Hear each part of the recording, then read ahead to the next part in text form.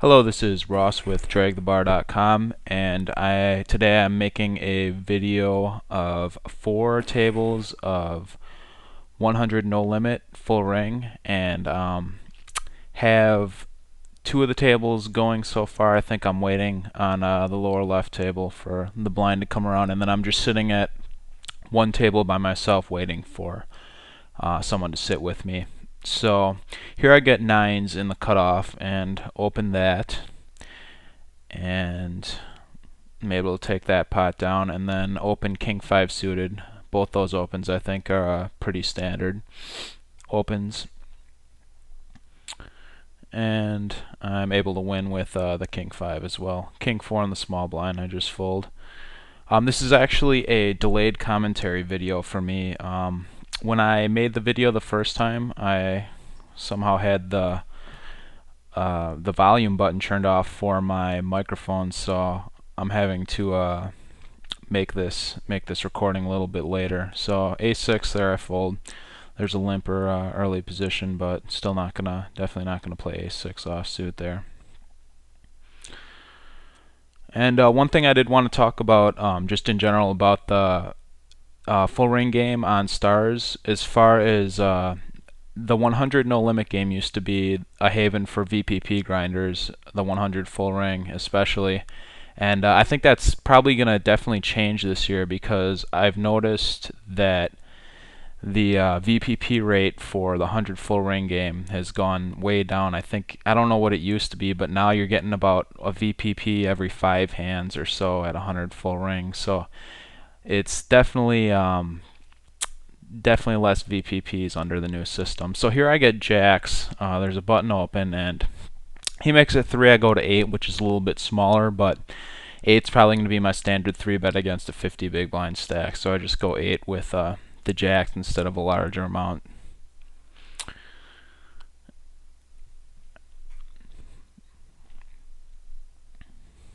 And I get jacks on the table to the lower right as well. I open that hand. I'm able to take it down with my 3-bet on the upper right table, and then the lower right I continuation bet. Very dry board, just betting my overpair, and I'm able to take that one down. The table of the upper right is starting to fill up a little bit now, and I pick up 4-5 suited on the button. And the Canadian 1993 is actually a dead post. He didn't limp.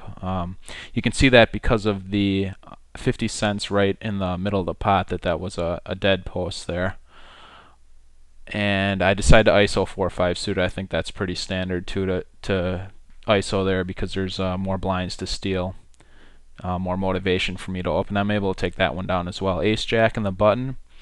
I open here, and flop is really dry. It's an ace-9-4 rainbow board, and I have a note on this player. It says he just calls an under-the-gun raise with queen-queen full ring, which is pretty standard for this game. He ISO opens to 5 times, so nothing really that's going to help me a whole lot with this hand right here. I do decide to continuation bet my $4 on the really dry flop, and he raises me 4 to 11. So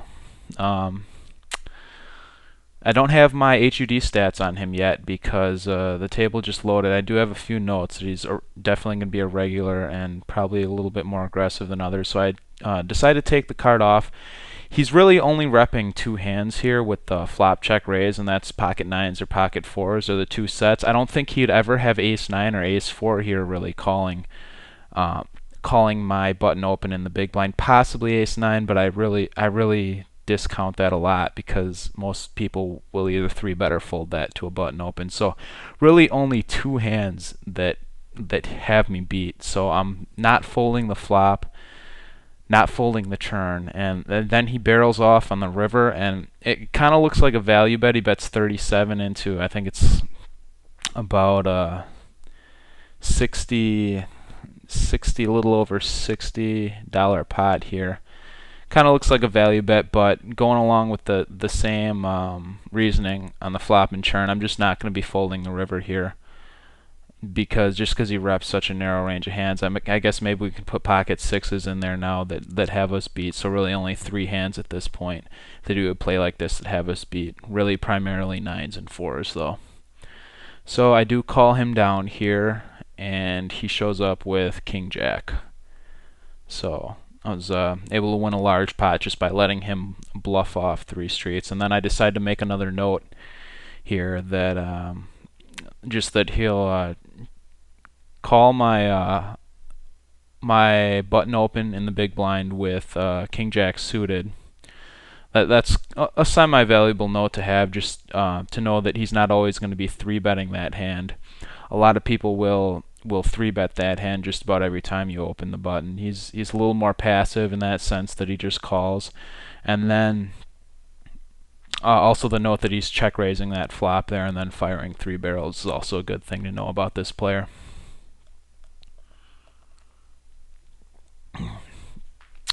So what I was saying a little bit before about the VPP change in the 100 full ring game. Here I get 6s. There's a limp around the button.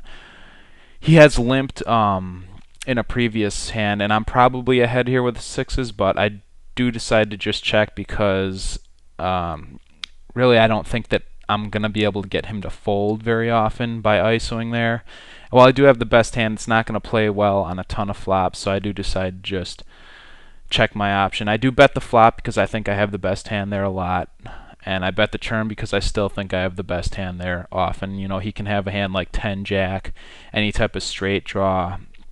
And then on the river, the jack I really think hits his range pretty hard. So I check with the intention to fold, but he actually checks it back, which is great for me because I did have the best hand and he didn't bluff. So that's really a sign that he's a weaker player there, because he's really, by checking that river back with whatever he had, and I do end up finding out he had king deuce offsuit, so he floated the flop with no pair, no draw there, which is really bad, and then floated turn bottom pair and then checked back the river. So really the fact that he didn't bluff there is just when he's pretty much almost never going to be winning that pot with his pair of deuces. Just gives me some more information on that player. And now on the table to the upper left, I get action heads up from someone who I believe is a regular in this game as well, SmartFab. So I get ace king for the first button he opens, and I'm definitely going to 3-bet that hand. I get ace king on the table on the bottom right as well, so I 3-bet there. This is actually the person who just limped the button against me, so I 3-bet ace king there. And I get jacks on the table to the upper right, except there is 2 limps ahead of me and an ISO open to 7. With the ace king, I just decided to check back and just give up, or check. I was actually out of position and just give up. The flop is so dry, and I think he's going to continue with so many hands that continuation betting is not going to be profitable there. I end up just turning the nut straight and just betting it though, because he checks back the flop. With the jacks here, I'm just going to fold. It definitely seems a little bit tight, but I don't think I can really 3-bet without turning it into a bluff, and the other option, calling, is kind of going to put me in a bad spot set mining. Here with the 4s, heads up, this person is 3-betting here 5.5% of the time, so I'm just going to shove, and I do get snapped off here by queens. So but I want to explain a little bit about my reasoning in this play here with the 4s. With his I'm going to go over my stats here. On the top row from left to right, it's VPIP, pre-flop raise, then aggression factor. Bottom line, it's 3-bet percentage, fold to 3-bet percentage, and then number of hands played. So this guy here, SmartFab, has a 5.5 3-bet percentage, which is, you know, fairly high for, like, say you're playing 6 max or full ring. But the fact that we're heads up just made me think, you know, he's probably gonna have a 3-bet percentage heads up of probably at least, you know, in the 12 to 15ish range, if that's his 3-bet percentage. You know, I think most of these hands are full ring, so it's probably going to be a really high 3-bet percentage. So with that said, I don't think I can profitably just call and set mine there, or it's still going to be really tough to play a lot of flops with the fours there, but I do think I can profitably shove. I think shoving is more positive EV than folding, so I do decide to shove there with a small pair. Unfortunately, he had the bigger pair, but we did run out a split.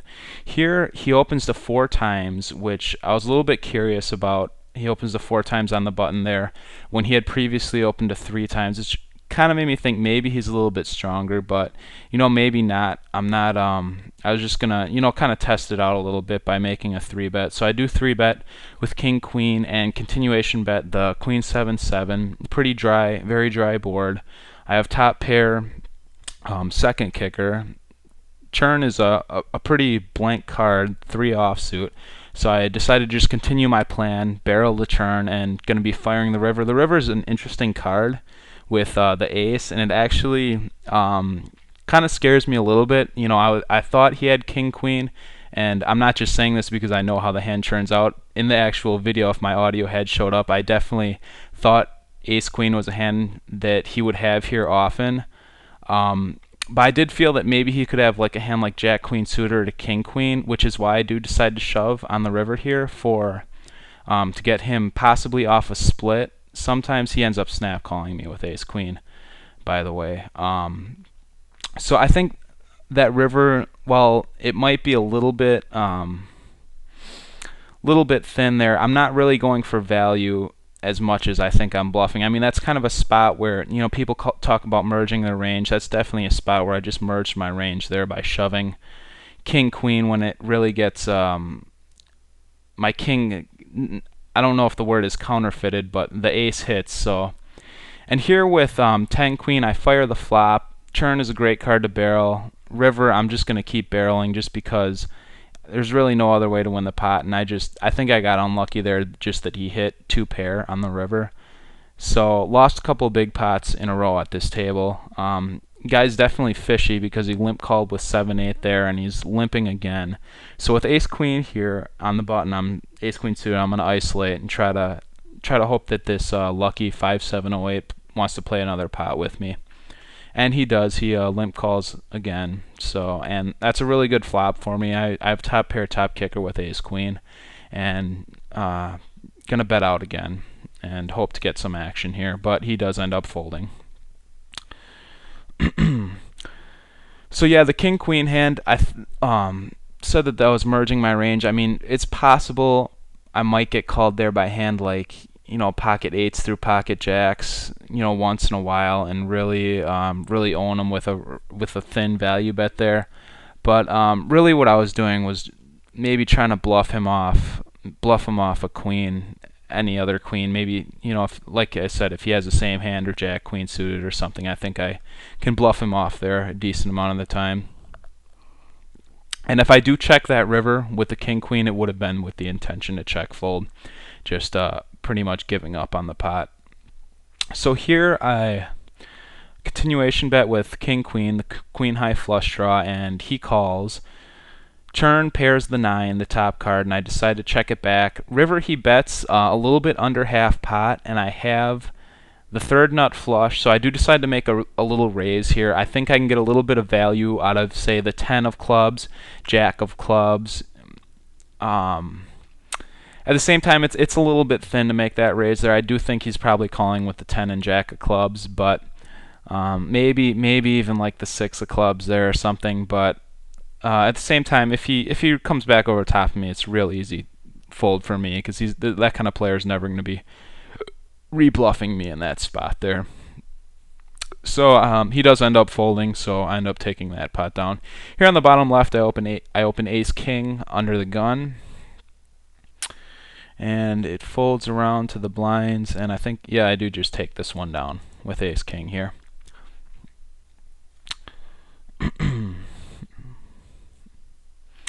So, okay, ace 10 here, I get in middle position, and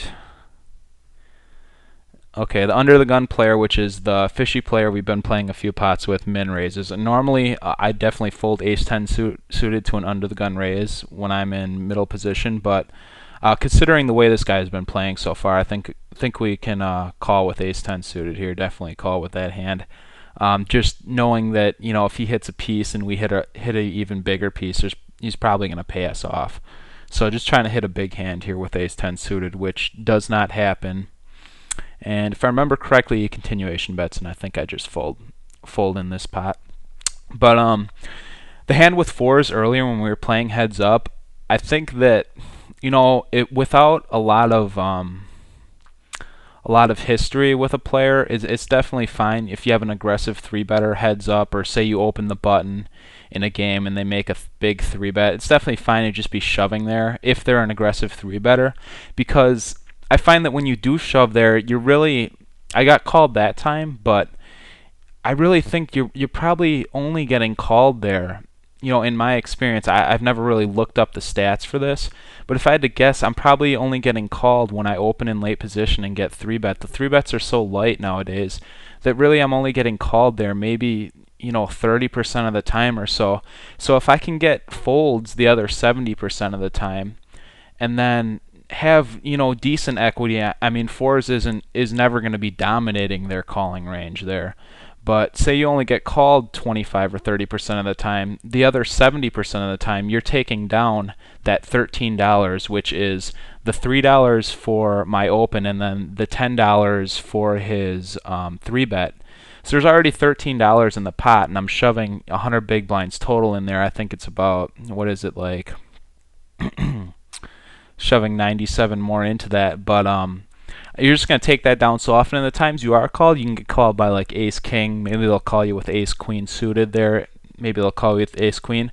Just against their calling range, you're still going to have usually like 30 to 35% equity. So I think it's a winning play. Another spot where I'll use that play, and it's not so much great to use it in this game unless the specific situation comes up. Definitely very situation dependent. It has to be a late position open and then a very aggressive three better. Another spot that I'll find myself making that play even more in like 6-max games is, say I open the cutoff, the button calls, then the small blind calls, and then the big blind makes it just some ridiculous big three bet.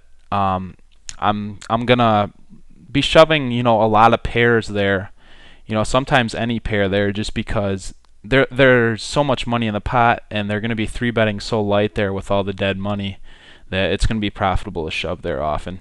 So here I have 7-10 suited, flop a flush draw and just bet. And here with the ace queen, I open the cutoff and smart fab three bets me, and I do decide to call that one. I think that's pretty standard call there with the ace queen. Definitely too strong to be folding there. When I open in the cutoff, he three bets the big blind, and he continuation bets 14 into 21, which is a 2/3 bet. I have here with the 7-10, I keep betting the turn where I turn top pair. He check raises, and I call with my top pair, no kicker with flush draw. The river is a queen, and at this point I just decide to pitch the hand. And with the ace queen, I take a card here, and he checks the turn really quickly, so I think he can still have hands that have me beat here. I don't think he could go for a check raise with like a set here, but with ace king, I think he might play ace king like this. He'd probably bet ace king, but I do decide to just check back here with my second pair top kicker, and try to take a more showdown line, because there's a lot of nasty river cards, but at the same time I think that that he can be check shoving there on the turn a lot. Stacks are perfect for a check shove, and then the river's a two of diamonds. I'm not really getting much value out of anything by betting, so I do decide to just check it down, and he ends up having pocket fives there, so I make a note on him that he will three bet my cutoff open with pocket fives in the big blind, and we're a little deep as well, so I make a note on the depth of the stack sizes there. And going back, looking at the hand, I believe that that churn card, although it was a blank, I really think that was a good card for smart fab to barrel and just keep repping, maybe the big pair, maybe kings, aces, maybe in queens or a 9. And I think giving up with fives there it really would have, like, if he thinks about my range, if I have like a nuttish hand there, if I flop a set there or have 10 jack for the nut straight, I'm not going to be slow playing that flop whatsoever. It's so dry, I'm going to be raising trying to get the money in. If I have 10 jack, I'm going to be even afraid that, he has like pocket kings or queens or something. So if he's thinking about that and really thinking about my range there, I have like really the hands that are in my range there when calling that are maybe ace queen, sometimes ace king, but I will 4-bet ace king a lot too, so you can discount that. So really my range there is like ace queen, maybe some gut shots and some flush draws there. So really I think he could have put me in a real tough spot by just barreling off that turn, and he did miss that barrel. And if he would have bet big on that turn, I would have had to have folded my ace queen there, I believe.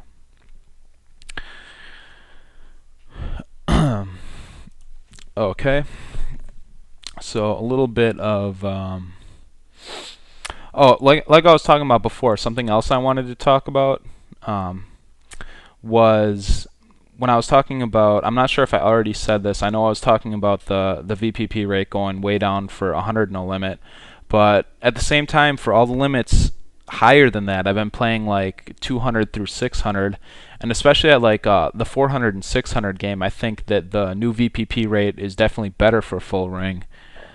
So really, I think the only limit that got hit was 100. I'm not sure about the stakes below that because I never really played below 100 no limit full ring, but as far as 200 and 400 and 600, the VPP is a little bit better, maybe even substantially better. I haven't really looked at it, but I've been noticing playing those games, especially if you play a lot of short-handed full ring games, like if you start games, you get 6 times. So if the game's short-handed, say you're playing heads up and there's a $1 rake there with 2 people, you're getting, what would it be, $1 times 6, you're getting 3 VPPs at that table, whereas before you'd only be getting 1 for that $1 rake. So it's definitely, if you play in the full ring games enough, a lot of times they break, and it's going to be good if or not break, but they get short-handed and sometimes they break. But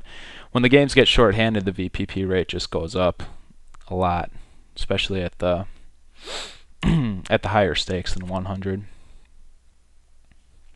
Okay, so yeah, I do remember this Queen 6 hand that this Volhias player opened and then called a really big 3-bet with Queen 6 suited, flopped 2 pair on a Queen 6-5 rainbow flop and just shoved over the continuation bet, and then ends up beating Ace Queen. So that's a good note to have on this player. He's going to be opening light. Queen 6 suited is definitely a lighter open from middle position, and then just, that's not so much of a great note to have than the call of the re-raise with the Queen 6, because that's definitely gonna be a good note to have, that he's a fishy player and he's not folding pre-flop. And that's a note that I would use in certain spots where, say, someone would open, say this person were to open it in middle position and I have like jacks on the button, 10s on the button. Normally against a normal full ring opponent, I'm just gonna flat there 90% of the time. But with this player, I'm probably going to 3-bet 90% of the time, just knowing that he's going to be calling with any kind of trash that he's opening with. So that's how I will use that note in the future against that player.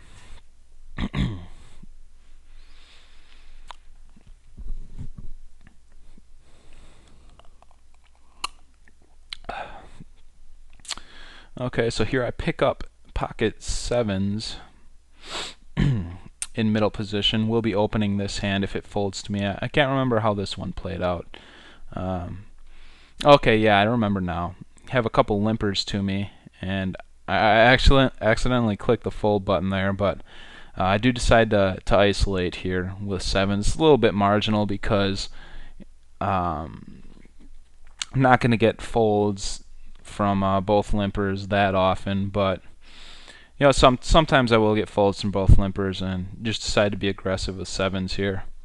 I think it's kind of bad to overlimp, so I do decide to raise. I think it's better to raise than to overlimp 7s there. Just because, if it was a full stacked fish limping under the gun, it might be okay to overlimp, but Since he's only playing like 45 big blinds, I just decided against it. Decided to try to ISO there. And I open ace jack here, under the gun +1, get called by one very tight player and then two fishy players in late position, and I just decided to check give up here. Board is super dry. I'm almost never going to take it down with a flop bet, so I just decided to check and give that one up. And here with the sevens where I ISO, I actually get called by the limper and then the over limper. And this board, I decided not to continuation bet. I decided to just check and give up on this one as well, just because it's so dry. There's so many hands that are in the limping range that they'll take a card with, especially the under the gun limper. He's not gonna fold a 9, a jack, queen 10, king queen, diamonds. I mean, there's just so many hands that he's not folding there that I just don't see a continuation bet being profitable there. And then I check back the flop and just fold the turn to his bet.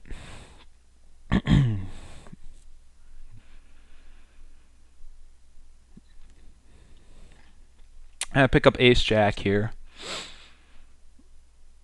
and this one's in middle position. I believe I open this one, waiting on this slower player. Okay, he opens, and then I just decide to fold it.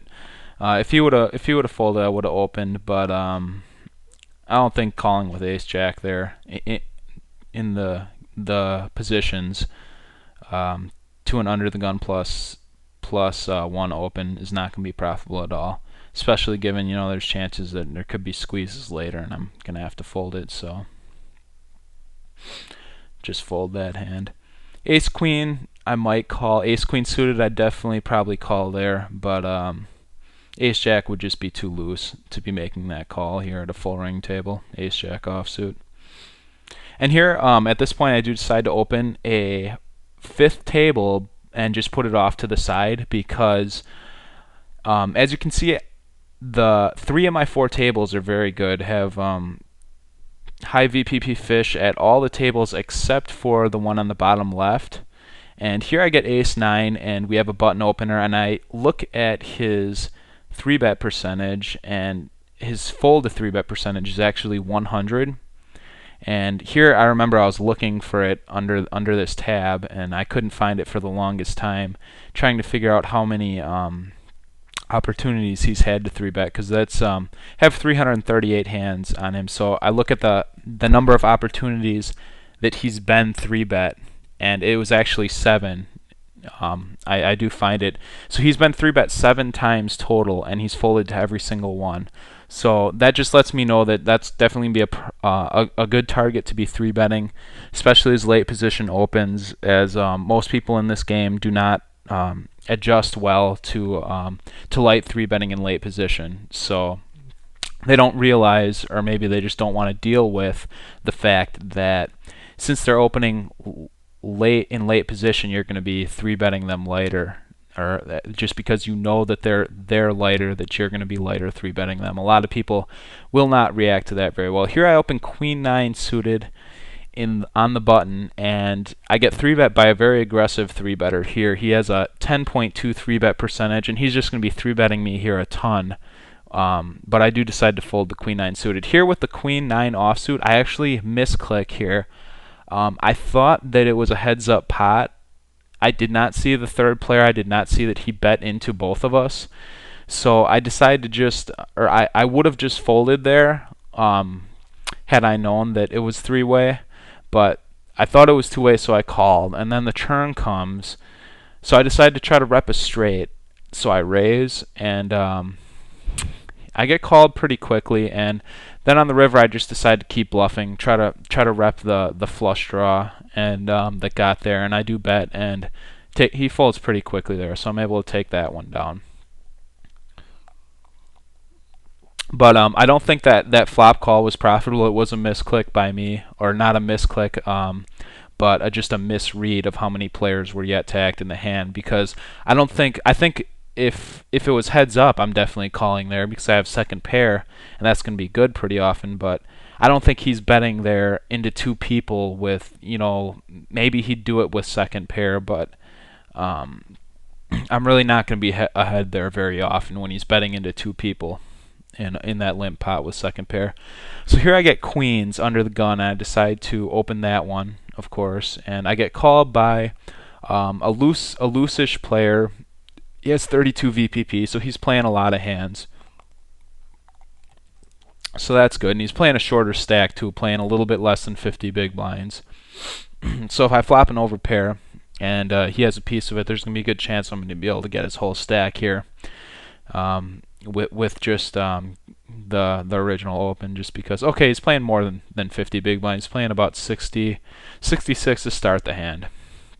I get called by another high VPIP player on the button, and I do flop a full house here. Okay, I remember how I played this one and what happens, but I decided to just check my full house here because I don't think they often hit a very big piece, and DBR BYU it checks it back, and a very small bet from the player on the button, and I decided to just flat here. Just with my slow play. I find that if they had flush draws, they'd call, but why not give them the chance to try to barrel off with with a hand less than that, with like air or something. That's what I'm really trying to do here. So I check again.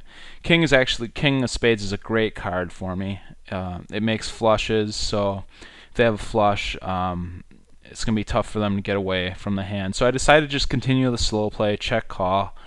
And then I get a very small raise here, and that's great. I think he has the flush here.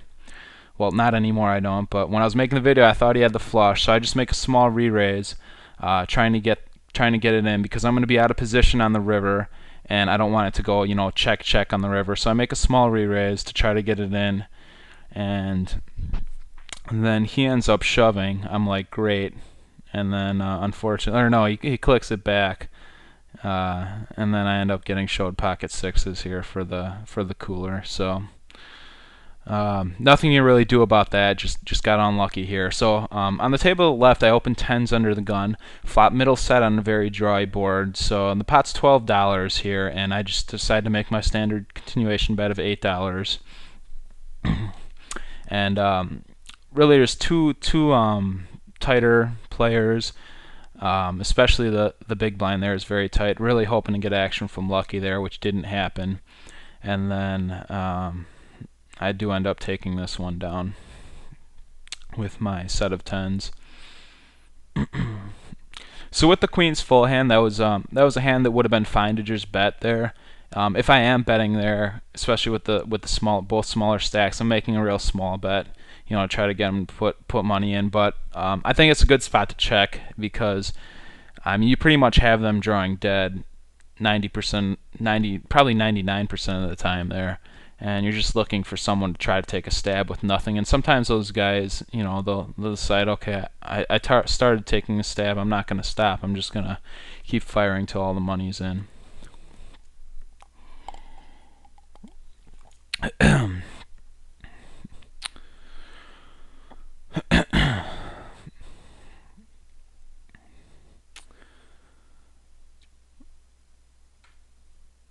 Okay, so with 9-10 here, I fold in the small blind, 7 deuce. I have a limper. I'm going to fold that one and then fold king 5. Okay, yeah, there was a hand that I was talking about here that I have highlighted in the hand history, where I was playing heads up against this Farid player, and I actually made a mistake by not pulling that hand history box all the way onto the screen. Okay, here it is. I wanted to show, I opened heads up, he called out of position, then he checked, I continuation bet, he check raised from 4 to 12 on a really dry 4-4-10 rainbow flop, and I decided to float the flop. I really think that he's probably doesn't have anything there. Maybe he could have like a 4 there once in a while, but he's not often calling with many 4s out of position. So I decided to just think that he's probably full of it. I take the churn, he checks, and I bet 17. He checked min raise. His churn was a complete blank. It was a 3 offsuit. And at this point, I'm just thinking, why would he ever check min raise the churn after check raising the flop there with a real hand? All he has to do is really bet So what I do, I end up shoving, and he snap folded there.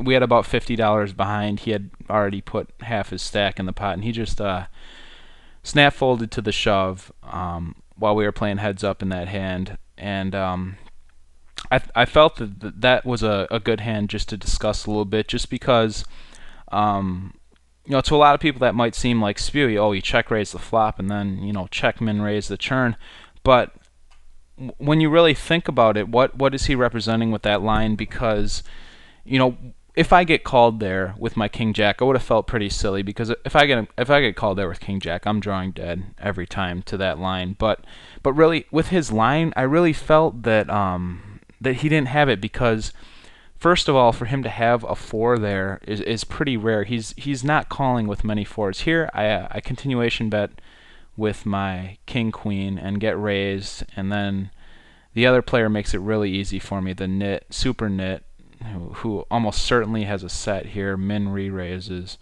and it's easy fold a king queen there. But back to the other hand.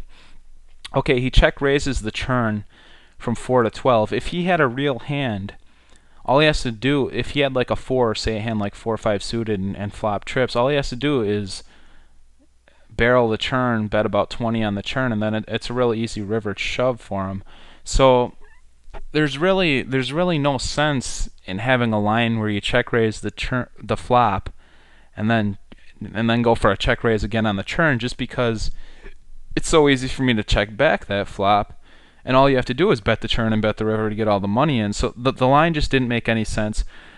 First of all, I put him on a really low chance that he had a 4. He's never playing a 10 like that. There's really no regs at 100 no limit that are going to play a 10.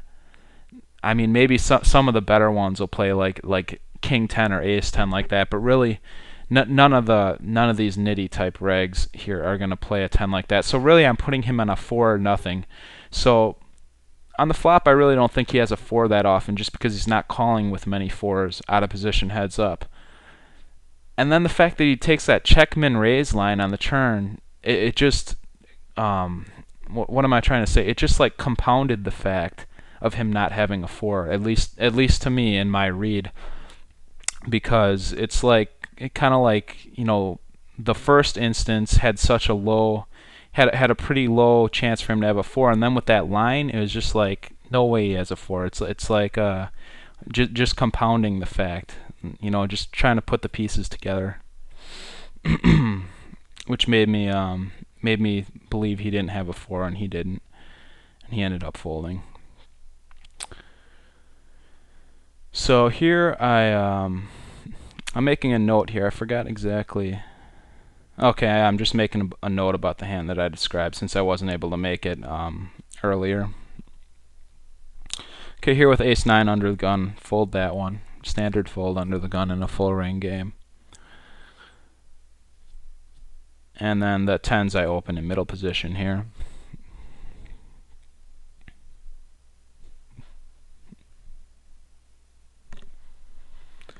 Able to take that one down.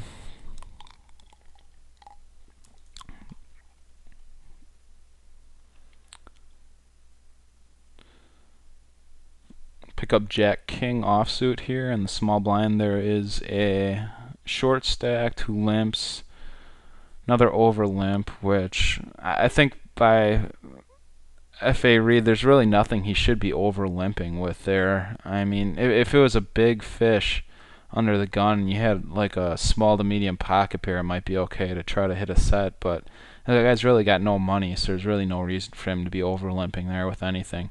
And with King Jack here, I thought it was kind of marginal. I almost thought about folding, but I do decide to call. Maybe I can hit a big hand, or hit maybe top pair as well, and win a smaller pot. But I don't flop anything. I just fold here with ace queen. It's a tight opener, so. But I still do decide to go ahead and 3-bet. He only opens 8% of the time. It's definitely going to be more than that on the button. But I still think it's better to 3-bet him there. If he has ace-king, or if he has ace-queen beat, if he has like pocket kings or something like that, or ace-king, he's definitely probably going to let us know pre-flop by making like a big 4-bet. So I'm not really worried about getting trapped there in that situation. And he has a 76% fold to 3-bet, so he is going to be folding to 3-bets very often. But at the same time, I just think that picking up his open right there pre-flop is going to show more profit than calling and trying to play a flop out of position. Here with the tens, I open after the button limper, and this is actually kind of an interesting pot here. The flop is ace 9-7, so I have an undercard or underpair to the ace, but over to the sevens and nines. The turn is a jack, which gives me a gut shot. I thought I had the best hand in the flop. I still think I have the best hand here a lot, but I don't think he's going to continue with many sevens or many nines unless they have a gut shot to go along with it. Then he probably would still continue. But I decided to just check here with the intention to check call most bets. Now, if he would have bet really, really big, I might have considered folding. So he makes a $7 bet here, which is, I think it's about a third, maybe a little more than a third of the pot. And I decided to just call. Turn is a blank, effectively a blank. I mean, he could have 10 jack or something like that here, but it's pretty brickish card, the jack off. So when he bets 9, it almost looks so much like a value bet here. I expect to be shown an ace here often, but there are some misdraws, and I decide to just call because it's a bad player, and it is a pretty small bet, and he does show me the 7-8, which for some reason he turned into a bluff, but ends up underbet bluffing the river. So that right now you can just tell that player probably doesn't have a very good understanding of poker. And I do end up winning the pot with the call. With the ace-queen hand earlier, where I did decide to 3-bet, some people might make the argument there for just calling, because by 3-betting ace-queen there with such a tight player, you're taking really all the aces, or not all of them, but maybe most of them. Maybe he'd call there with ace-jack once in a while, maybe ace-jack suited, but you're really taking most of the aces that you beat out of his range there by 3-betting ace-queen. But the argument I would make back at that reasoning is, well, even if he does have ace-jack, and you say the flop comes like ace, ace 6-7 or something, or ace deuce 7, dry ace high flop, I still don't think that we're gonna win a huge pot in those instances very often. So I think that just 3-betting there and trying to take the pot down pre-flop is probably going to be the best play there in that spot against that player.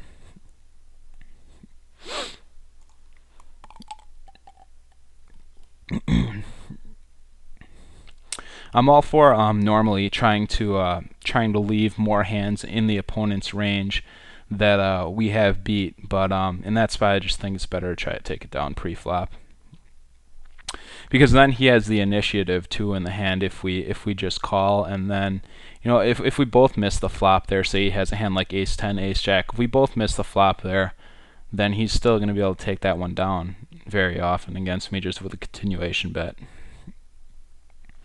So here 2-4 suited, fold that one under the gun.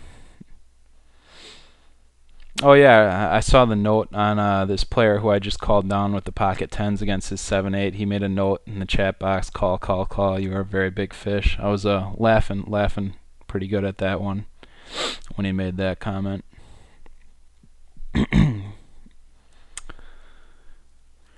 So at this point I took one of the tables out, and what I do at this point is I decide to just play around my blinds one more time on each table. And so I'm sitting out at the lower left table. I still have 2 tables going. I'm on the button on the lower right, and then middle position on the top table. So I just decided to play one more round, play through my blinds.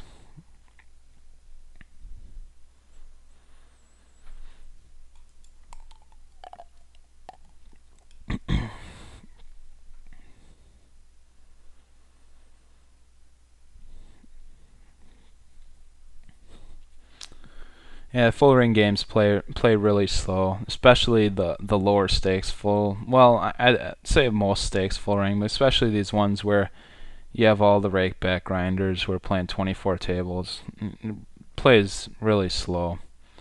So I've been able to talk most of the video, but at this point it's just like, hey, what can I say? I'm not really involved in any pots. Can't really think of much.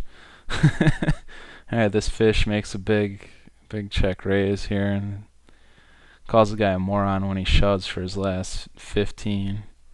Calls him a rabbit hunter, and then I'm guessing he's fold. Says, naughty word, you're ace king. Oh, he calls it off, king queen, loses to the flush.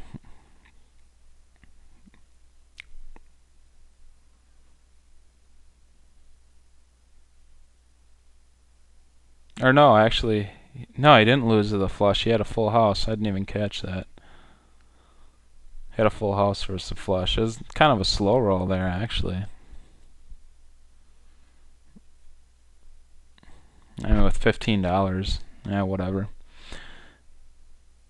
It was a good time in the chat box. It's always good to see lots of chat like that in the box. Like though, when you saw the player call me a fish, and then you got this guy typing. Only bad thing is he's sitting out now, but otherwise, it's always good to see chat because most regs don't chat. You see a lot of chat in the box. Probably a good table. So here I opened queens under the gun +1. Player's really tight. He's playing 10-6. He only 3-bets 3% of hands, but I can guarantee you it's a lower percentage of hands that he's 3-betting in this spot because I opened in early position. He's in middle position. He's definitely not 3-betting me light here. I don't even think he would 3-bet 10s or jacks there. His range there, he might 3-bet ace king. He's definitely 3-betting aces and kings. So I think his range there is probably aces, kings, and ace king. So queens just plays terribly against that range there. I'm out of position, just definitely going to fold in that spot. We were a little deeper, which you could make a little bit more of an argument for calling, but still being 125 big blinds deep, definitely not going to sway me into calling with queens there. So here I wanted to sit out here. I get dealt in one more time with 7-3 offsuit and decided just not going to play another round. Decided to just end it after that one. After this one. After my big blind. And then on the other table it's getting around to me too. I pick up ace queen suited. So I don't remember exactly what happens here. I do end up opening. And this is a spot where I want to get called by the player in the big blind, and that would be the ideal situation, be playing a hand against him because we know he's a fish, and I have a big hand here with ace queen suited. And he does call. Flop's really dry. It's a 10-6-2 board, 2 flop rainbow, and I decide to just continuation bet. I don't think it hits him that often. So just trying to take this one down, and he does end up shoving on me. Huge overbet shove, so I'll let that one go. And then I have one more hand here at this table.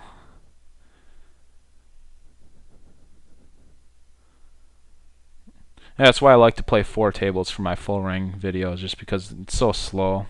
There we were just waiting almost 10 seconds just for the guy to decide if he wanted to post or not. He's probably playing 20 other tables, and that's why he had to take that long to decide whether to post. But the session's over. We ended up losing $7.25 in the session total, so it was like a break-even session, over 188 hands.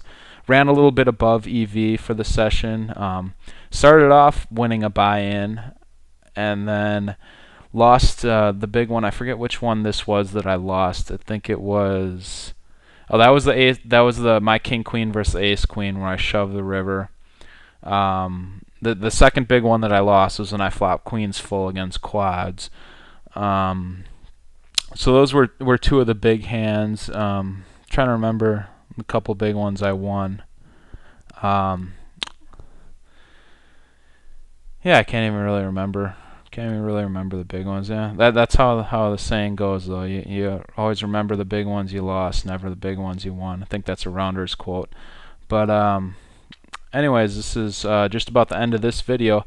Thanks for watching my video. This is Ross for DragTheBar, signing out.